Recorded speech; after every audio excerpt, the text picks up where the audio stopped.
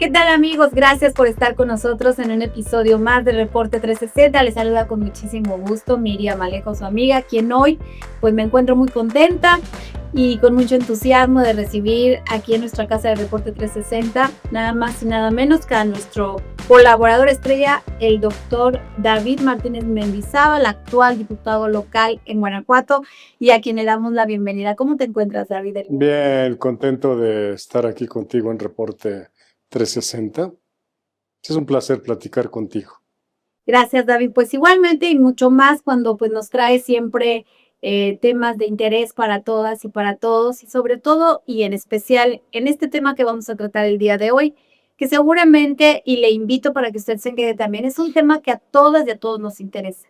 El tema del combate a la pobreza. Este tema que, bueno, pues finalmente en reciente tiempo hemos visto que ha traído beneficios en el estado de Guanajuato, y que, bueno, pues nos gustaría que nos ampliaras, David, con todos tus conocimientos y con tu expertise, ¿cómo se ha dado este combate a la pobreza?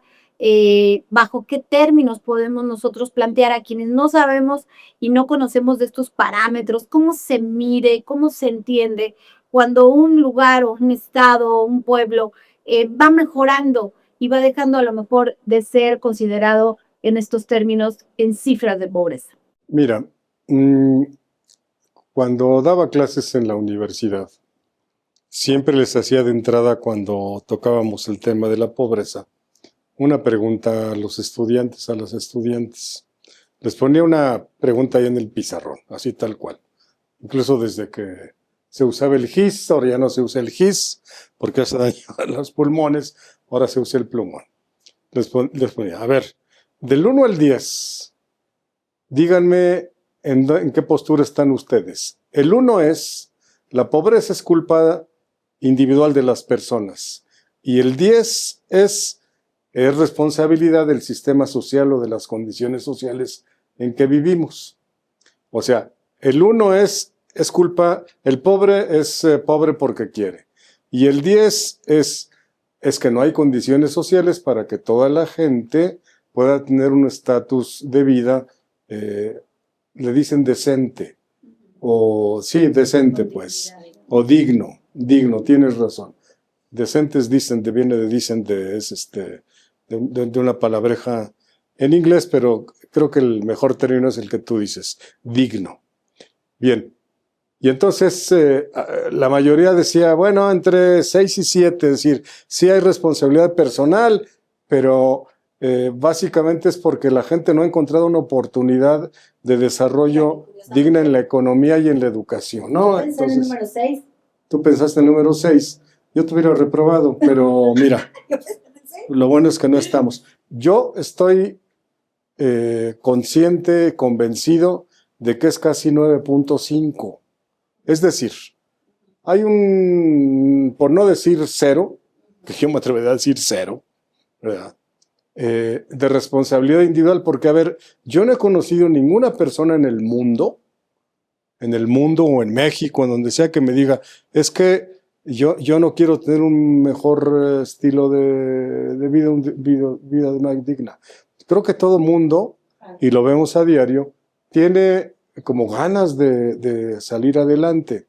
Habrá uno que otro que no, eso no lo niego, pero en general la gente tiene ganas de que sus hijos vayan a la escuela, de que se superen de la condición de vida que ellos vivieron de chiquitos o de chiquitas, que tengan un buen trabajo, etcétera. Entonces, siempre, en general, en las familias, en total de las familias, hay un deseo de que les vaya bien a los hijos y a ellos mismos.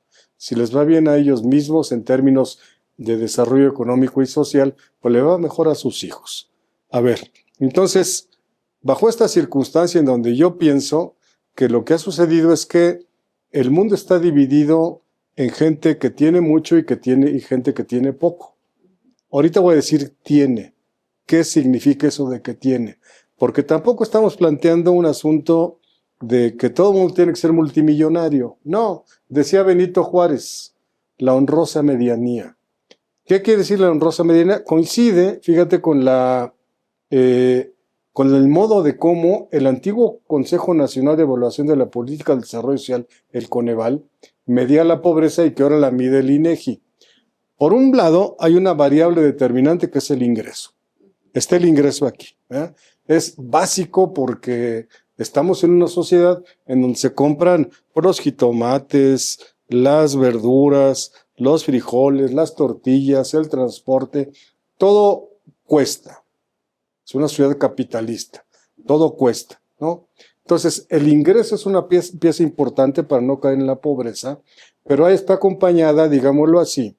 ¿Te acuerdas de algunos diagramas que estábamos en la escuela, los ejes Y y X? En el Y está el asunto del ingreso, que es muy importante, pero por otra parte hay otras variables que confluyen en tener más o menos pobreza, que son educación, salud, alimentación, servicios públicos, ¿no? Esos 4 y los podemos dividir en más. Esos 4 elementos más el ingreso, si tú no tienes suficiente dinero para alimentarte, o si no vives en el cerro y no tienes ni agua potable ni drenaje, aunque tengas más o menos un buen salario, ¿no? O si no tienes buenos hospitales públicos donde ir, o si tienes dinero para pagar privado, pues si careces de salud, alimentación, servicios públicos, pues no tienes un estilo de vida digno. Entonces, ingreso más otros factores son los que determinan qué gente es pobre y qué gente no es pobre. Ahora, ¿por qué hay pobreza en el mundo? Dicen, pobreza, hasta está en la Biblia. Pobreza ha existido siempre, y donde yo no estoy de acuerdo es donde la parte que sigue, y nunca se va a acabar. Yo creo que sí. Yo creo que sí son los factores sociales los que han provocado que algunos sean exitosos, entre comillas, en la vida y otros no tengan lo suficiente para vivir. ¿Qué es lo que necesitamos hacer? Bueno, por una parte, elevar a los que no tienen el nivel de vida suficiente mediante políticas públicas y privadas, elevar a los que no tienen una vida digna. Por eso Morena plantea que por el bien de todos, primero los pobres. ¿Qué significa eso? Que a todo mundo le conviene que no haya gente con necesidad, no solamente por asuntos humanitarios, que esa sería la razón suficiente para estar peleando por un mundo mejor, ¿no? Nos conviene a todos que no haya gente con necesidad. Entonces, por una parte, sí, hacer lo posible porque esa gente que no tiene los elementos para salir de la pobreza, pues vaya a tener un ingreso digno, vaya teniendo servicios públicos de calidad, tenga agua potable, tenga electricidad, tenga, pues sobre todo salud y todo esto. Entonces, lo que necesitamos es disminuir la desigualdad. Y no como unos dicen, es que ahora ya le vas a quitar la casa a los ricos y se la vas a dar a los pobres. No, la distribución de la riqueza es una cosa necesaria, pero pasa por otros caminos. Y es, a ver, usted que tiene más dinero, pague más impuestos. Claro. ¿No? Y entonces eso entra a la esfera del gobierno y el gobierno lo redistribuye. ¿A qué? Pues a todo lo que hace actualmente Morena, ¿no? Sí, por ahí va. Disminución de la desigualdad para abatir la pobreza. ¿Por qué? Porque las condiciones sociales son las que influyen en que unos tengan mucho y otros tengan poco. Ahora, hablamos particularmente en lo local, David, con esta explicación que nos brindas, que es muy específica para que podamos comprender de lo que estamos hablando. Usted, en donde vive, puede voltear ahorita a ver lo que nos decía el doctor. Tengo buenos servicios públicos, empezando por la basura, porque muchas de las veces ni siquiera pasa a diario, ¿verdad? Porque no hay suficiente infraestructura para poder darnos el servicio adecuado a la ciudadanía. El agua potable, Miriam. En zonas urbanas, háblenme. Sí, Imagínate. el agua potable. El agua potable, vamos observando, en su casa de usted, donde vive, le tercian el servicio, y eso es de lo que estamos tratando de hablar y de explicar el día de hoy.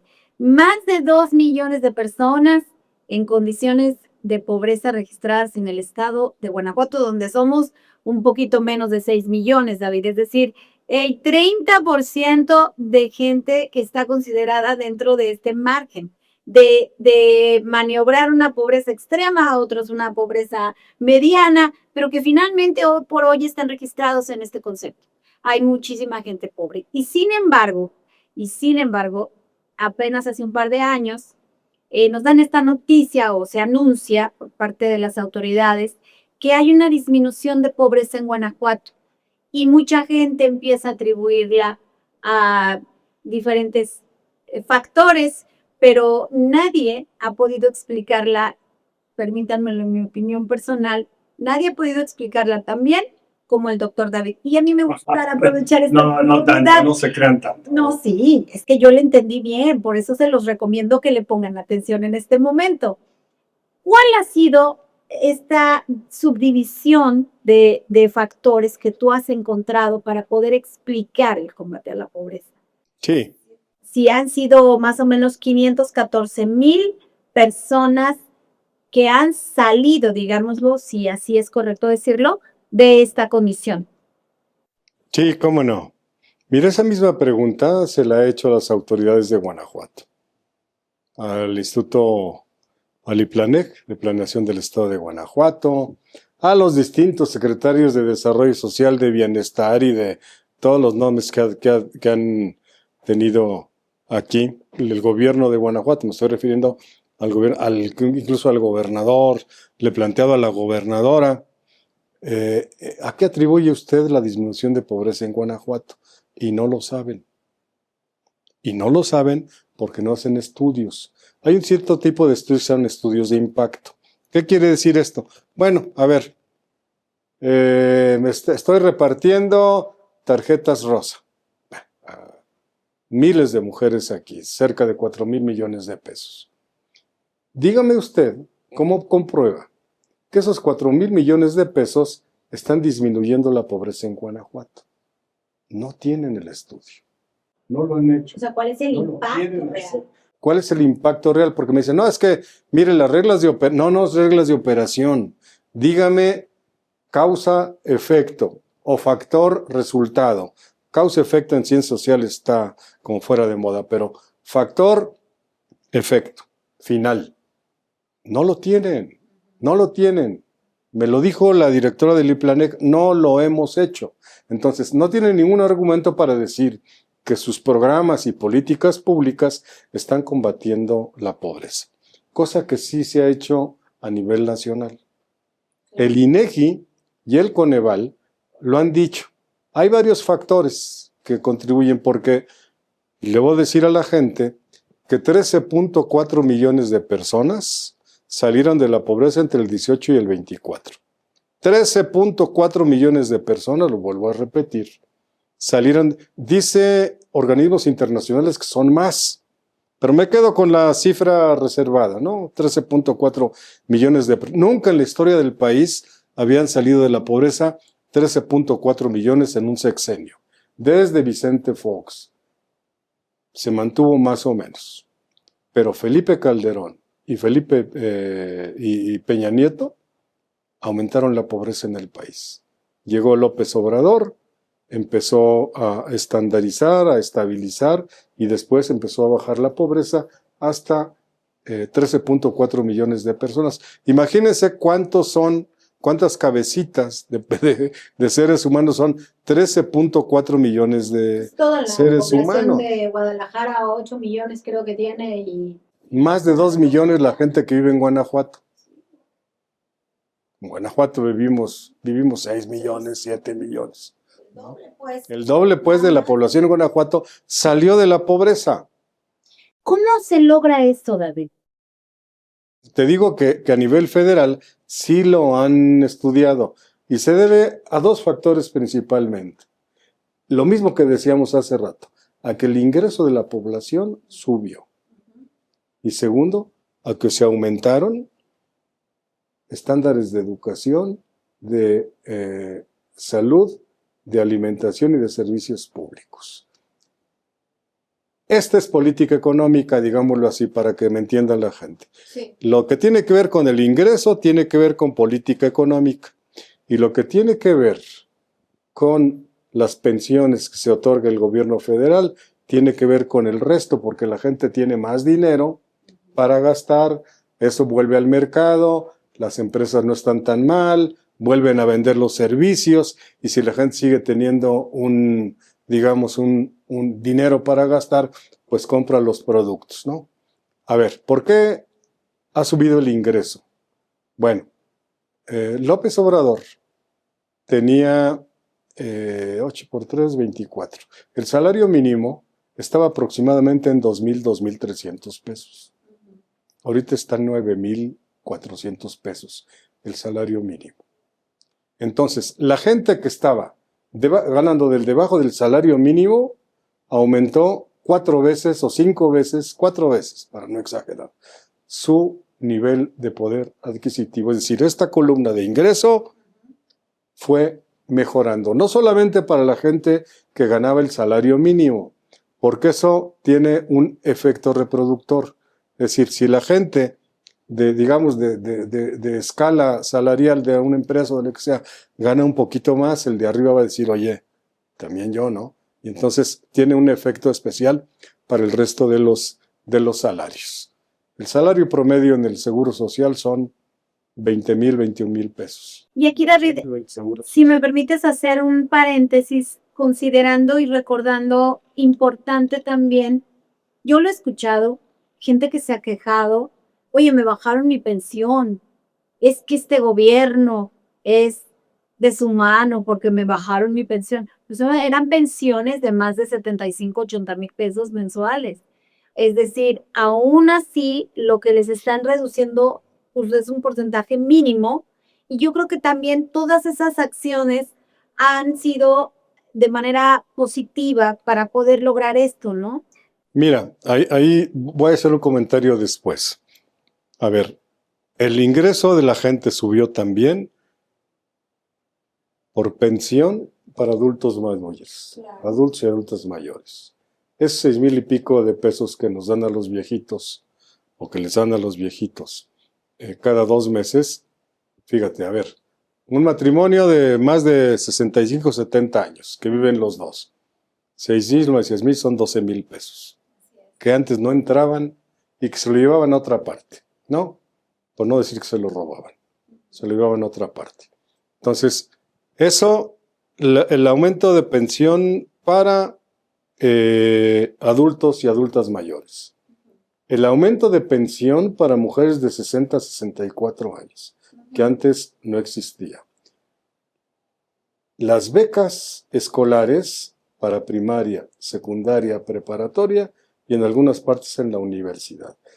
¿Qué es lo que provoca una beca? Bueno, que el papá que no tenía para darle para la torta a su hijo, o para el camión, o por algún útil escolar, pues tiene ya dinero, el niño, la niña, la familia, para aminorar ese gasto escolar. Todo eso, es decir, porque hay quien dice, ¿te acuerdas lo que decía Fox? ¿No? Pónganse a trabajar flojos, no quiero repetir la grosería que él dijo. Pónganse a trabajar flojos, ya no estén esperando solamente el dinero del gobierno. A mí me parece, además de poco inteligente y poco humano, una ignorancia terrible de cómo funciona la economía. Si los viejitos, viejitas, si las mujeres de 64, si el niño compra útiles en la papelería de la esquina o en donde quiera, pues eso tiene que ver con reciclar la economía. Aumentó el ingreso, sí. Y con toda la política social de subsidios y de programas sociales, de becas y de pensiones, eso hace que haya disminuido la pobreza y además se les cobró más. TV Azteca es el principal ejemplo, 35,000 millones de pesos que no pagaba el cuate porque se iba a un juez y a otro juez y a otro juez y a otro juez. Entonces, eso ha hecho que la desigualdad disminuya en el país. Esos son los factores, Miriam, que hemos encontrado para que disminuya. Además, gasolina. gasolina. A ver, el dinero está metiendo subsidios a la gasolina, está desde 24 pesos desde hace mucho tiempo, la que yo compro, la verde, ¿no? ¿Qué provoca o por qué el gobierno está metiendo un subsidio a la gasolina? Porque si aumenta la gasolina, aumenta todo. Los alimentos, los útiles, los servicios, todo aumenta. Entonces, ha logrado mantener una inflación que no veíamos desde hace mucho, 3.5, 4%, que le pega directamente al ingreso de la gente porque no aumentan tanto los alimentos. A ver, ¿por qué aumenta el jitomate? ¿Por qué aumenta el frijol? ¿Por qué aumenta el maíz? Porque de los gobiernos de Salinas de Gortari, de Zedillo y de Calderón, el precio del maíz ya no lo fija el México, lo fija la bolsa de Boston en Estados Unidos. Es decir, se globalizó la economía y se tomaron ciertas decisiones en donde ya el gobierno no las tiene todas consigo. Entonces, si hay una helada en el norte y se echó a perder, qué sé yo, la fresa o lo que sea, bueno, pues entonces aumenta el precio de la fresa. Eso no lo puede controlar el gobierno. Lo puede controlar y lo controló el aumento del precio del maíz. ¿Con qué? Con subsidios. Que por cierto no ha cumplido el gobierno del estado con los subsidios que se comprometió a dar a los productores de maíz. Pero sí hay una serie de medidas para que la vida no sea tan cara. Ahora bien, una vez que se identifican estos factores y que tú nos lo explicas de manera muy clara y muy puntual, la gente comienza entonces a poder tener una perspectiva de mejorar su vida, como tú lo acabas de mencionar, con estos ingresos. Sin embargo, existe una condición en la cual los jóvenes, por ejemplo, las jóvenes, en un momento determinado pueden considerar no cuento con suficientes apoyos o no cuento con la forma adecuada en mi familia, empezando por ahí, para poder continuar mis estudios. ¿Qué relación tú encuentras, qué importancia encuentras en la relación educación-pobreza? Mira, educación-pobreza, digamos, o acumulación de la riqueza o este tipo de cosas, es una relación que hay que detallar muy bien. A ver, se han hecho estudios al respecto. El que tiene más educación gana más. Eso está comprobado. Nivel de ingresos y qué nivel educativo obtuviste. El máximo es licenciatura. Ya cuando llegas al doctorado ahí se empieza a desdibujar, porque no es cierto que los doctores ganen más que los licenciados, sobre todo por los ejercicios profesionales, ¿no? Entonces, esa relación sí existe, sí, pero eso no quiere decir que si tú estudias vas a salir de pobre así nomás. Así nomás. No hay un estudio que diga es que usted sigue estudiando y por ser la escalerita de la educación, así va a dejar de ser pobre. Entonces, es una relación muy, muy complicada, educación con pobreza. Bien, David, pues ha sido una charla seguramente de mucho interés también para las personas que nos regalan el favor de su atención. Les pedimos nuevamente que nos sigan en nuestro portal y por supuesto aquí tienen un espacio siempre abierto donde dejarnos sus comentarios, sus sugerencias, sus dudas y por supuesto también vamos a colocar aquí las redes sociales del doctor para que usted le pueda hacer también sus comentarios a él. Y si tiene usted alguna pregunta al respecto de este tema o de otros, pues él es diputado local, así que tiene una agenda amplísima de temas donde seguramente le va a responder. Un comentario que tú quieras dar para el cierre de esta charla. No, es muy importante, son muy importantes los temas que tú abordas. Se puede colaborar en algo, pues adelante. Mucho tiempo estuve estudiándolos y ahora me toca estar en una parte de la política pública para atender pues, el asunto de la pobreza, las madres buscadoras, las ladrilleras, las comerciantes informales, por decirle así, o no fijas, la gente que no tiene agua potable, la gente con discapacidad, los sectores más vulnerados de sus derechos humanos. Y esto que tú estás haciendo me parece muy importante y de seguro vas a seguir teniendo éxito. Pues muchas gracias, David, por tu comentario final y bueno, pues muchas gracias también a usted por el favor de su atención. Lo esperamos en el siguiente episodio y recuerde que siempre estamos en disponibilidad de regresar a YouTube, a Spotify, a Instagram o a Facebook para que pueda usted tener el capítulo completo de esta entrevista. Gracias y hasta la próxima.